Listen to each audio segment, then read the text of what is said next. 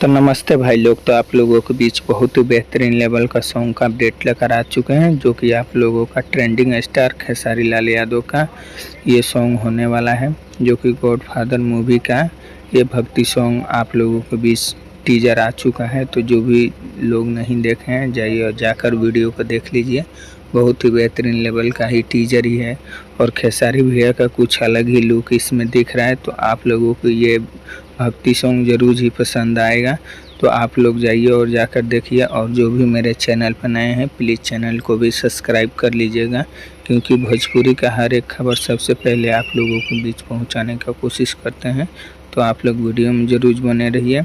और आप लोगों को इस सॉन्ग का सारे रील मिल जाएगा मेरे इंस्टाग्राम ID पे, जो कि राजू यादव 420 है।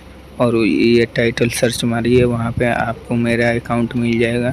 अगर मेरा सब्सक्राइबर निकले तो आप लोगों का कोलैबोरेशन फ्री में मिल जाएगा।